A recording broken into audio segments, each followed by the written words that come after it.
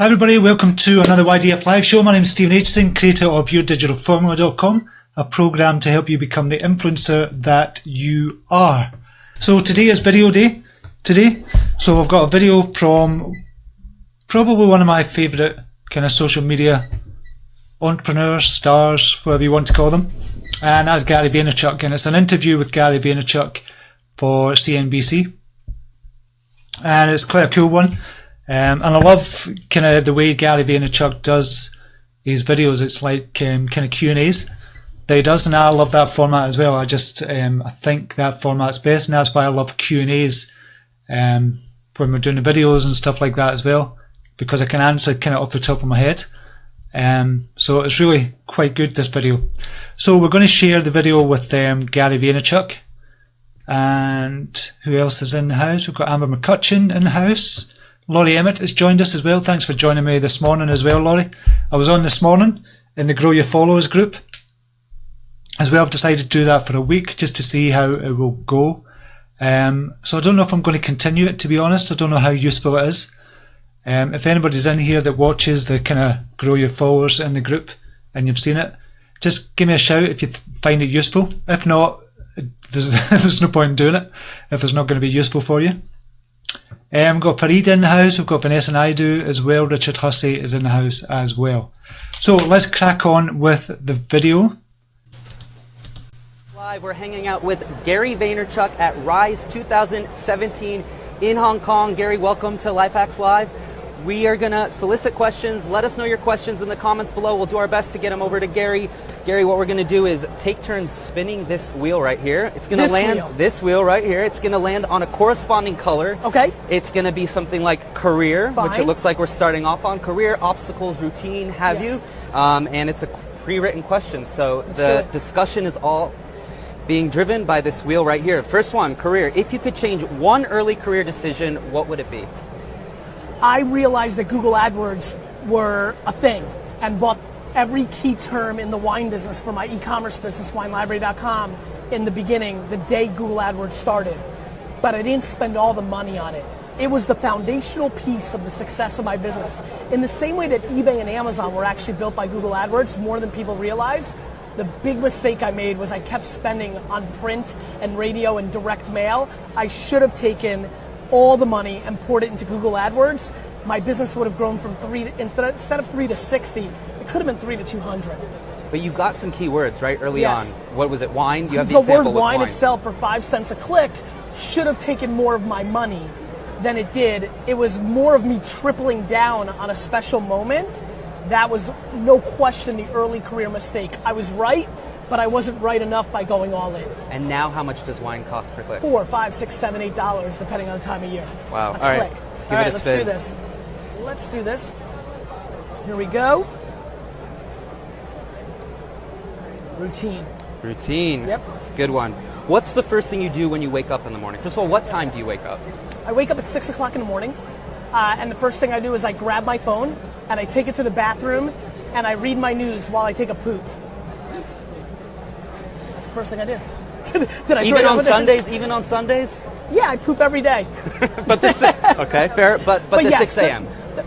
No, sometimes on the weekends I try to squeeze in time, but like the punchline being, obviously I'm making some jokes, is I will consume my email, my texts, and my social engagement from my audience before anything else that I do. Before I work out, before I even leave my bedroom. Where is your phone when you sleep? Right next to me. On airplane mode, is it vibrate? On silent, I'm on silent. I am always within arm's reach of my telephone of every moment of my life. Anytime you detox, 1 hour, 2 hours here and there? I mean, yeah, when I watch the New York Jets for 3 hours, I don't care. Except you're live tweeting that. Yeah, no, never. Never. You know that? I will I'm fully focused.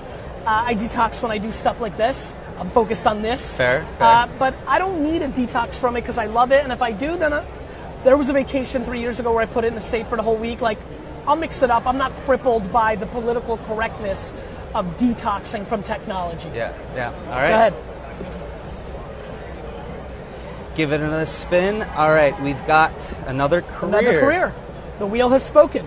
In 2006, a VaynerMedia Thrillist invite was at the center of a controversy Yes. because it sought attractive 2016. females and models only. Now, you immediately apologized Yes. and took credit for, not credit, excuse me, No. you took responsibility Yes. for this. But what have you done to prevent something like that from happening again? I am not JVing with any other organization on any event ever again. Thrillist hired a third-party party presenter. They hired somebody else.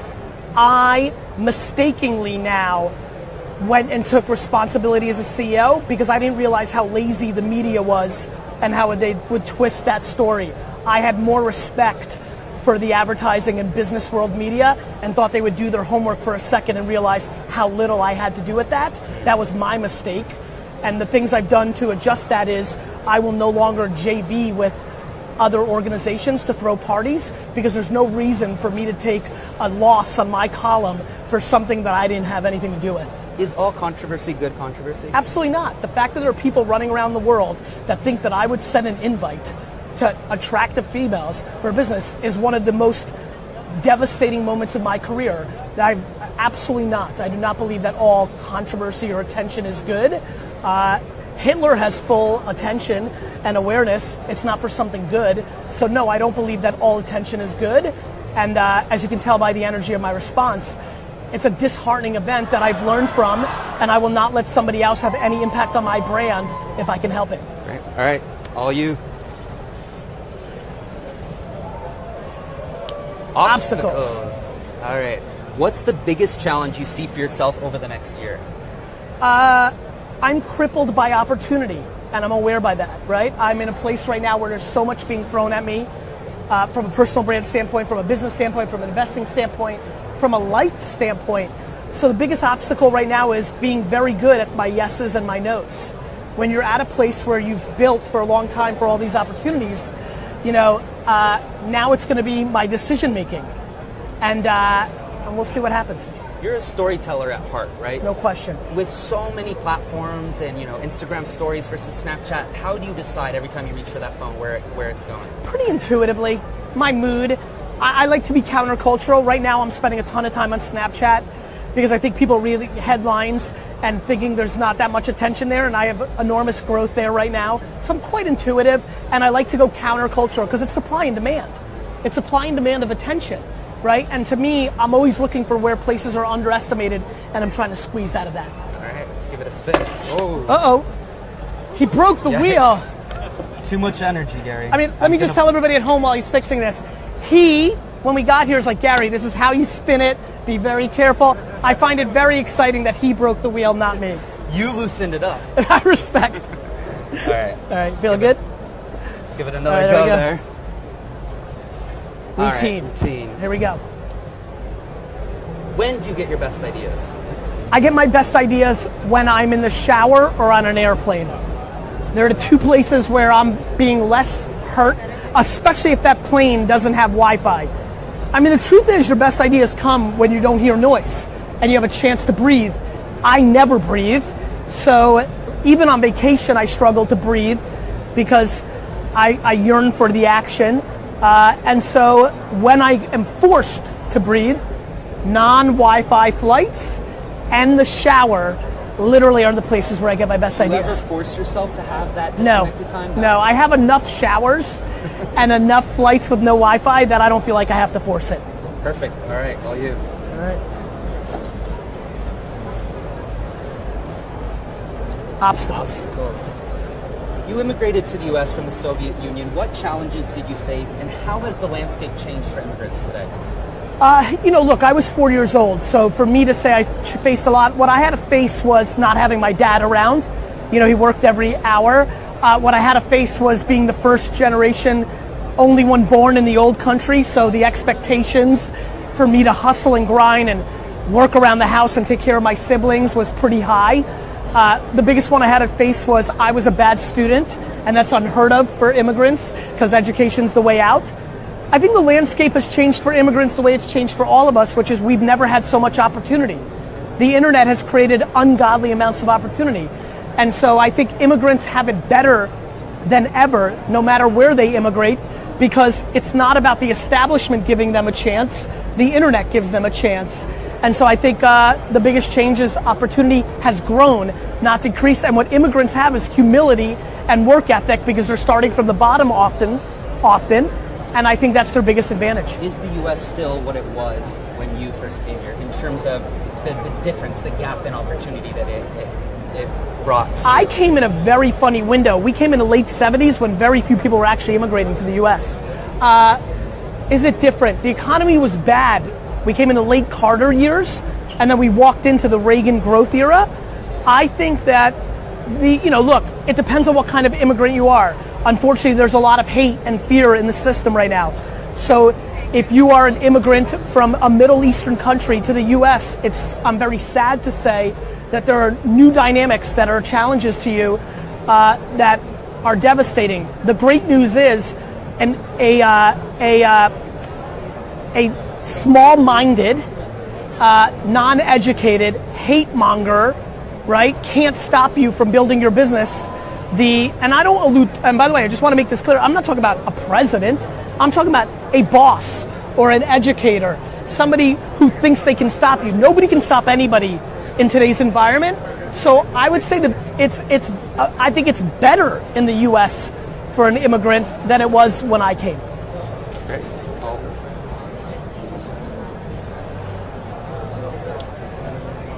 Obstacles. We're burning through this pile. All right, what's one challenge you think every young person should experience? I think every young person should experience genuine adversity.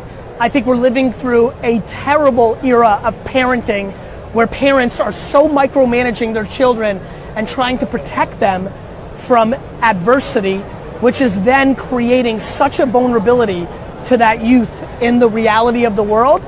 So I think every child should experience getting punched in the face. You talked a little bit yesterday about emotional intelligence. Yes. How does one have high emotional intelligence when it's so easy, right? If you had a bad day, you go on your phone, right? And you go on social media. I don't know. One thing I pride myself in is talking about things I understand. How we develop emotional intelligence, I just don't know. Here's what I can tell you. It really matters. And people skills matter. And I'm sure there's ways to teach young kids examples of empathy and gratitude. I just haven't thought about it enough to give you a proper answer. All right. Your turn? Me, right? Yep. One more obstacles. It's a good one for you, though. Listen, I love obstacles. Love to hear about, it's way better than balance. I'm like, do not be balanced. Do not be balanced. Truly innovating is easier said than done. How do you keep VaynerMedia from running out of ideas? I think that's very easy. All I have to do is still be the CEO. I'm only in the ideas business. I'm only in innovating. I am petrified of my own success. I know that every day that we have more success is one step closer to failure. So I am in such a great place on that question. I spend all my time on ideas, pretty much all the time, and could never imagine of running out of them. They've been the tried and true aspect of my 20-year career. So as long as I'm running the business, that will never stop because it is my religion. And do you ever find it difficult to keep your staff hungry, the D-Rocks, the Tylers? How do you make sure that they don't get, after a year or two, get sort of comfortable? By suffocating, by not allowing alternatives. This is how I trade, and by firing if they're not on board. It's a dictatorship. I will not allow my employees to dictate the behavior of me. That is not strong leadership, and I will not fire them blindly. I'll encourage them and mold them in the right direction. But if they are not inspired to innovate, deliver on the ideas, or come up with their own, they're a vulnerability and they've got to go. And you said yesterday that culture isn't about beanbags, pool tables, Yes. free snacks. No, it is not. What is it about? What is a good office culture? How do you do it? It's about making everybody who works for you feel like they're being heard. And that's a very difficult thing. As a matter of fact, I have a vulnerability right now. I have an aggressive open door policy. The problem is people aren't taking me up on it because they're scared of taking up my time or just scared of talking to the CEO. So now I have to adjust. I have a very hardcore plan in 2018 to force engagement one-on-one because what I've been doing for the last 3 years isn't working. Only a small percentage feels heard. I need way more to feel heard. I can't rely on them to being heard, so now I have to force it. Let's do another spin. Maybe we'll get some balance. Leadership. All right, it's a new one. Are people born or made leaders, and why do you think that? I think they can be born and made. I do think that parents can create a lot of environment around young children to encourage leadership, but I think that when they're made, they have a limited upside. I think anything that is made has limited upside. I think anything that is born has ultimate upside. And so now, if you were born with it and then you were made for it, you end up being Kobe.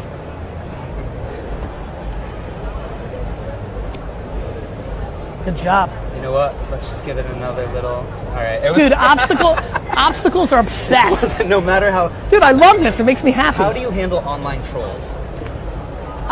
With empathy and respect.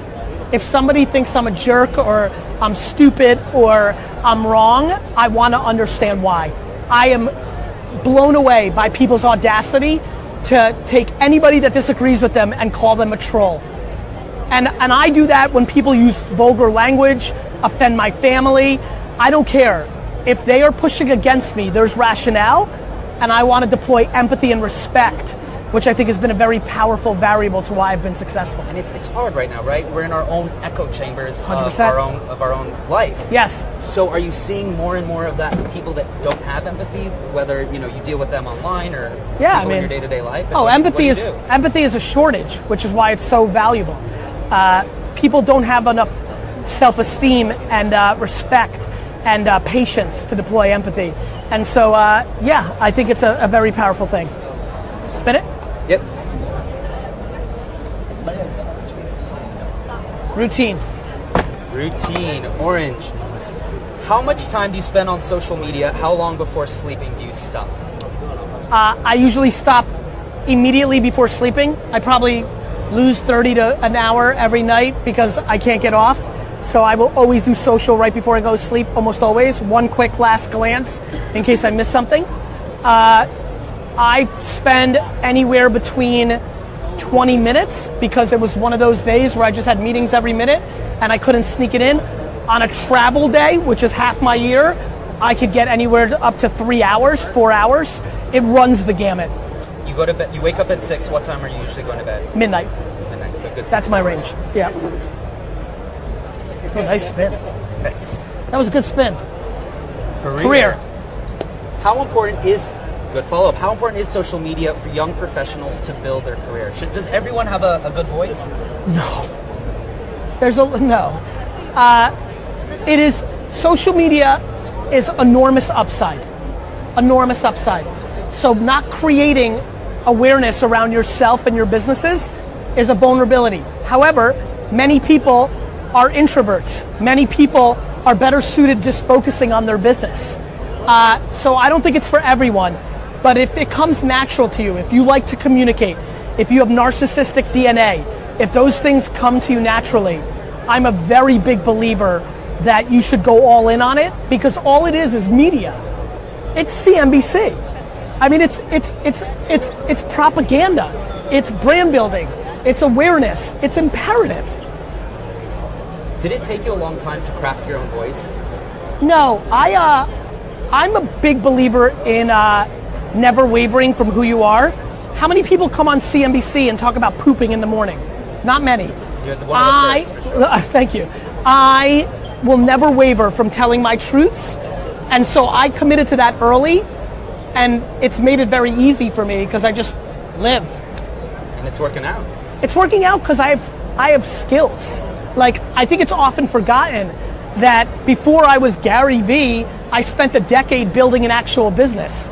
Before I was Gary Vee, I invested in Facebook, Twitter, and Tumblr. I have merit, I have depth, and that matters. I think too many people want to jump into being 22-year-old life coaches, and I think that's their vulnerability. All right,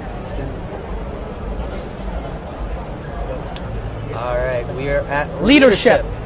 No balance. You've escaped all the balance questions. I don't know how you're doing it. What is the most difficult part about leading a team, especially in today's landscape?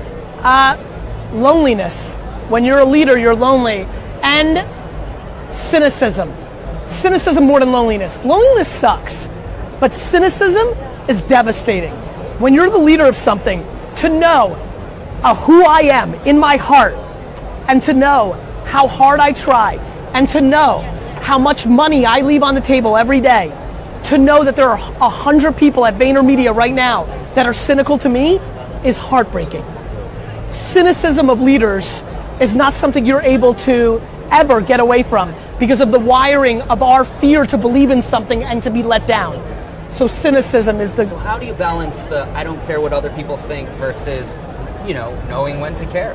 By not caring what people think in the moments that you allow yourself to go down the rabbit hole of being worried about cynicism.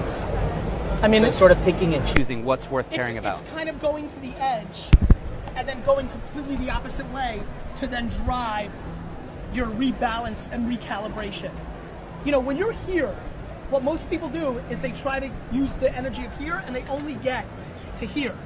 To me, when I'm here, I use this to then bring it to the middle.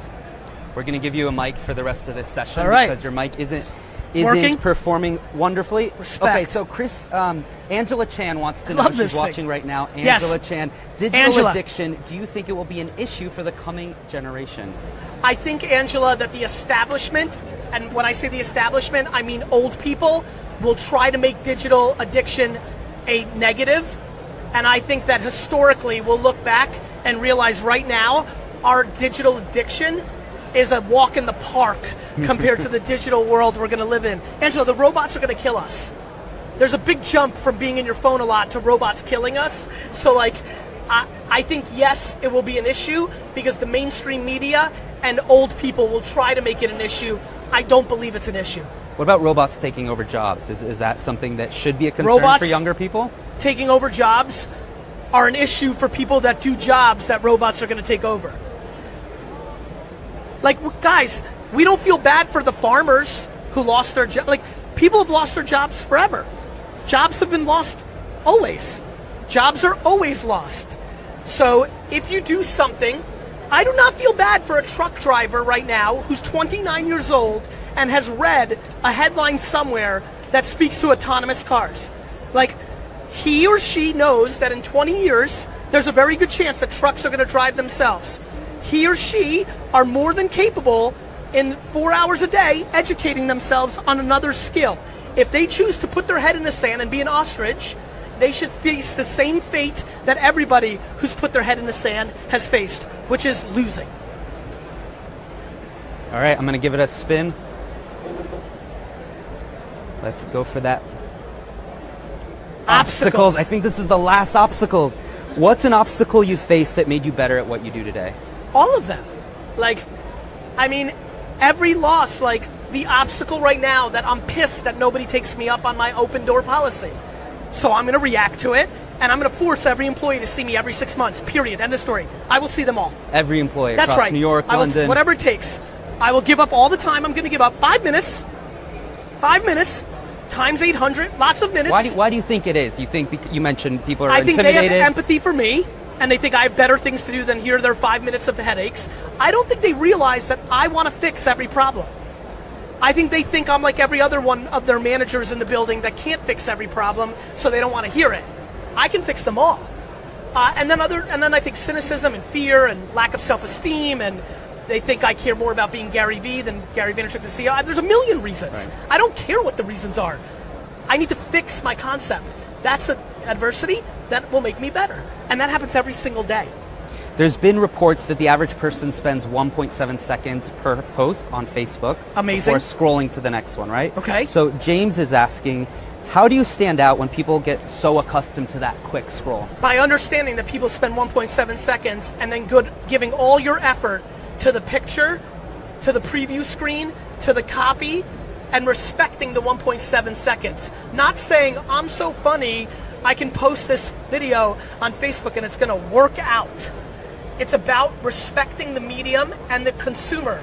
I spend an ungodly amount of time worrying about the preview image, the copy, the time I post it, who I post it, the first word, da-da-da-da-da-da-da. You've had a very busy year expanding to Planet of the Apps, yes. Doing a lot of big things. Cher wants to know, what's the next venture for Gary V? Asia strategy is We're very in much... Hong Kong. You've been very busy. I'm not here by accident, so I think Asia strategy for me is a very big 2018 thing. tripling down on the tweaks to make VaynerMedia the ultimate agency in the world, and probably audio. I'm obsessed with Alexa skills, Google Home, Apple HomePod. My podcast audio is an obsession of mine. Wonderful. Give it a spin. Let's try and get that balance in there. Come on, obstacles. Yes. God damn it. There's no more obstacles to ask. Respect. You've conquered all the obstacles, Gary. As a CEO, you know Yes. what, I'm going to skip this one. 'Cause Okay. it's, as a CEO, do you ever switch off? If so, when? No, We've already next. established Gary doesn't switch off. On social Why? media, when do you draw a line between personal and professional? Mine is blurred because I'm in full control. That is not for everybody at home. I respect that you have bosses, so you have to be more careful. When I make mistakes, I lose business. When other people make mistakes, they get fired. Very different. I would say that you have to reverse engineer your organization. Some are conservative, some are not. And to me, you have to draw the line based on the reality of your business, not how you want it to be, but how it actually is. Because Mark Zuckerberg talks about that a lot, right? He says, gone are the days of your work persona, your personal persona, your can't family hide. persona. You have one persona. You can't hide. And listen, that's fine for Mark Zuckerberg, but I disagree with him on that because a lot of people have to play in the frameworks because they work in organizations that still dictate to them that they have to have a personal and a professional profile. But it's getting harder to hide, right? Just because you're wearing a tie in your LinkedIn profile, if you go to Vegas and throw up on everybody, people are going to know. Marcel asks, what is the best advice you can give to this generation? That hard work is a requirement for anything that is successful. This notion, I love when kids email me, Gary V, you always talk about hustle and hard work, but I work smart, not hard. 4-hour work week, right? Tim Right, Ferriss? well, listen, 4-hour work week, I'll get to that in a minute. My answer to that is like, that's great, Rick. I work smart and hard. Now, how are you going to beat me, right? 4-hour work week is an amazing title, and Tim is a genius. But if you read it carefully, he's just talking about being efficient, where you can be efficient so you can deploy. Tim Ferriss is one of the hardest working guys I know. So I think 4-hour work week, oftentimes because of its title, speaks to working smart and not hard. 4-hour work week speaks to being efficient or automating AI or assistance, or why are you wasting time in this? So that's how I see 4-hour work week. All right, let's get another question in there. And routine. How many hours of sleep do you Let's get? skip that 6. How much time do you spend traveling? How much time do I spend traveling? I probably travel 100 times a year, and I don't travel, and I spend all my time with my family in the weekends. So you're talking about 250 days, then vacations, you're talking about 220 days, like almost, in theory, almost half. I have 4 offices, London, LA, Chattanooga, Tennessee. I do a lot of public speaking as strategic ventures into how I didn't speak here because, I love speaking. And when I speak, I don't speak because of the speaking fee. I speak because what is the impact on my businesses? I'm looking to establish an office in Asia. I want to build brand equity to the environment. That's why I'm here. And I'll go and speak at a conference where there's 500 CMOs because I want it to be business development for my organization. So I'm very strategic about my travel, and I want it to 94% of it is lending itself to the growth of VaynerMedia, which is my focus right now. Last question. What is a question you wish people asked on podcasts, on YDFLive that they're not asking? Honestly, this question gets brought up sometimes, and I've always struggled with it, but I actually think now I finally know how to answer it. I want them to ask me the question that they want to ask me. When you're an answer of questions, you don't get to choose the questions. You just have to answer them. But so, is there something people aren't talking no, about that should? People are talking about every single thing. The answers, and, forget about the questions. You know what I wish was going on? People actually did something with my answers. I am creating enormous amount of winners. I could create a lot more of them if people stopped watching me for entertainment and motivation and started doing something with what I'm giving them. That's a great note to leave it off on. Talk is cheap, right? It sure is. Well, thank you so much. Thank you so much. Yeah. We apologize. Hi everybody, welcome back. I hope you enjoyed that interview with Gary. I always find his answers very kind of illuminating when talking about business, especially and in the personal life as well. He's got a lot of good kind of stuff about kind of personal development as well. But there was a few things that stood out there for me, and I think somebody mentioned it in the comments. He was asked, what's one of the biggest obstacles? And it's crippled by opportunity. Now, I just love that phrase, crippled by opportunity, because there's so much opportunity out there for everybody. Not just for Gary kind of Vaynerchuk, for everybody, for all of us. There's so much opportunity out there, and it obviously speaks about social media as well. But I just love how he kind of mentions that, because that's how I feel sometimes. I feel crippled almost. I just it's obviously, it's not obviously, but it's almost like it's overwhelming sometimes, because you get all these ideas, or I get all these ideas, and I think I'll go with that, and it's about trying to focus in on 1, 2, 3 things in your business as well. But there's so many opportunities out there. It's just unbelievable. I had another idea this morning to do another program as well. I thought, no, I can't do that. It's going to take away from YDF. So it's weird how he said that. I just loved that phrase, crippled by opportunity as well. He also spoke about social media being a great opportunity for everybody. But he did say social media is not for everybody. But I would disagree with that. Well, not disagree with it, and just kind of clarify what he meant by that. He meant kind of being on camera and being on social media all the time like he is. So he's on camera, he's got a camera crew following him around everywhere. Basically, and this is how he gets his content, from all these videos, and does the blog posts and YouTube videos and Snapchat and kind of Instagram and stuff like that as well. That's what he means by it's not for everybody. He means not everybody wants to be on camera. So social media is for everybody. Is for everybody in business. And social media is part of our lives now as well. And he was talking about the kind of addiction as well. But I just think it's a new way of communicating. I think Maria said that. Yeah, Maria Flynn said that. Who said about the crippled by opportunity? I think it was Laurie Emmett. Yeah, Laurie Emmett said that as well. So that was a key phrase that kind of stood out for me. And also hard work is a requirement. A lot of people think because they're on social media and they're going to get a lot of attention, that hard work is not a requirement. I think it's an easy way to kind of make money, and it's not at all. I can definitely testify to that. It's definitely not an easy kind of life. Is it a worthwhile life? Without a doubt. I totally love what I'm doing. Love it, love it, love it.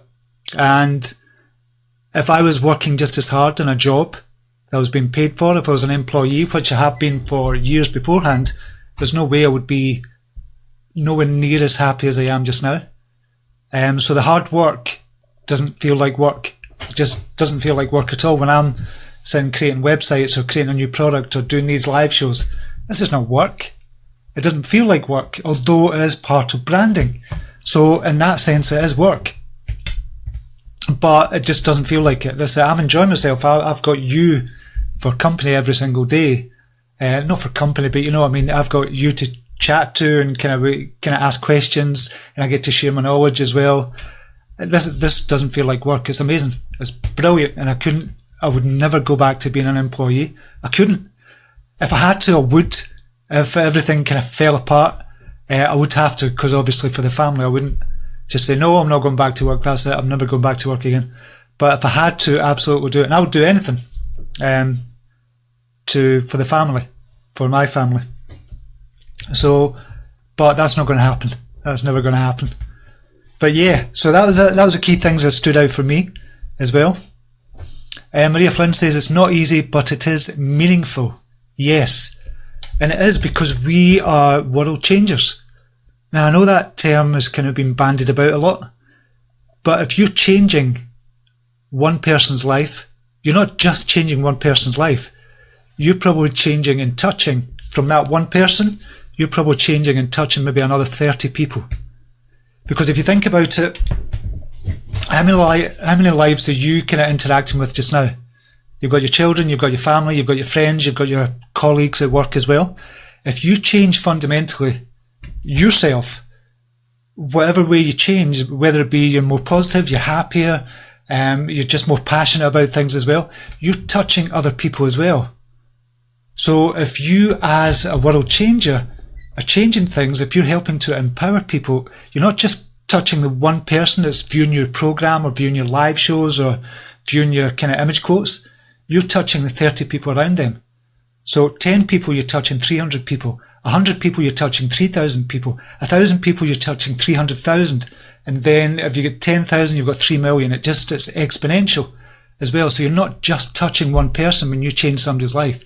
You're changing other people's lives around them as well. And that's something that's never really brought up as well. And that's why I say, and I don't use the term kind of world changer loosely, we are creating a movement.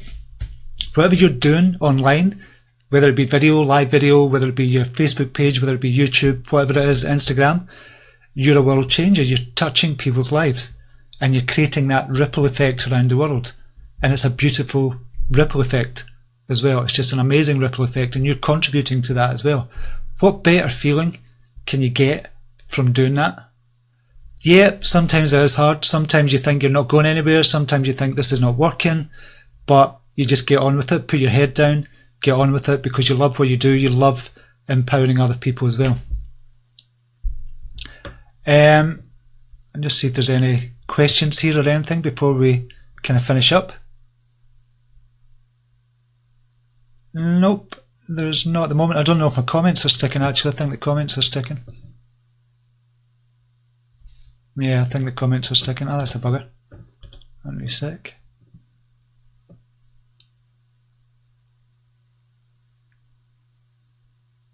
Somebody type in yes in the comments just now, just so I know the comments that aren't sticking. If I say yes, I'll know the comments are not sticking. If I don't, obviously, I know the comments are sticking. Maria, so I do say yes. Yes, there's a few yeses coming in. Good. So the comments are not sticking. Okay, so I'm going to leave it there just now then. And that was a kind of 25-minute video from Gary Vaynerchuk, but I thought it was useful. Hopefully you found it useful as well. And I will see you on the CYT live show in about half an hour's time. Yeah, about 20 minutes, half an hour's time. So I'll see you tomorrow, same time, same place. Have a brilliant day, whatever you're doing. And namaste. Take care. Bye now.